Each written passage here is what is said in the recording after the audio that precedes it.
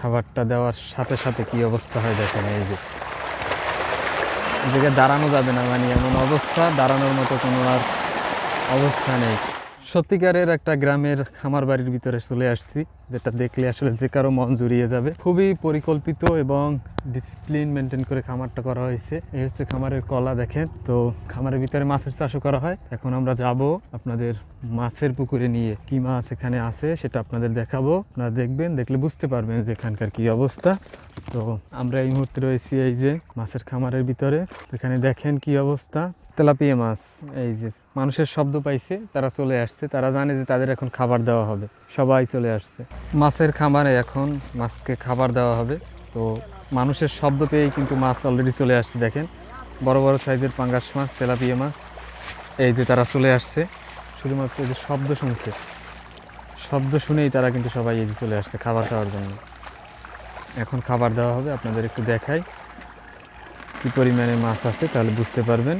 খাবারটা দেওয়ার সাথে সাথে কি অবস্থা হয় দেখেন। এই যে জায়গায় দাঁড়ানো যাবে না, মানে এমন অবস্থা, দাঁড়ানোর মতো কোনো আর অবস্থা নেই। মাশাআল্লাহ, দেখেন কি অবস্থা। মানে কাছে গিয়ে যে আপনাদের ভিডিও করে দেখাবো সেই সুযোগটুকু নেই, কারণ খাবার দেওয়ার সাথে সাথে তারা এই খাবারের উপরে একদম ঝাঁপিয়ে পড়ে খাবার খাওয়ার জন্য। কে আগে খাবার খেতে পারে সেই প্রতিযোগিতা, খাবার প্রতিযোগিতা এটা।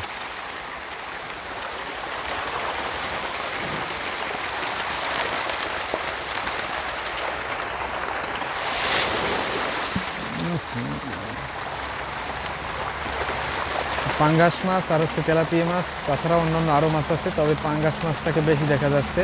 তারা একদম এই যে উপরে চলে আসছে, দেখেন দেখেন কি অবস্থা, উপরে চলে আসছে তারা। তো খামারে প্রচুর পরিমাণে মাছ, আপনারা দেখলেন প্রচুর মাছ আছে। আর সুপরিকল্পিত খামার, গ্রামের একটা খামার বাড়ি কিন্তু এইভাবেই আসলে থাকা প্রয়োজন। একদম দেখেন সারিবদ্ধভাবে গাছ লাগানো, মাঝখান দিয়ে একটা হাঁটা পথ, আর কলা গাছ, নারিকেল গাছ এই যে পাশ থেকে দুই সাইডে লাগানো আছে, উঠতেছে, বড় হইতেছে।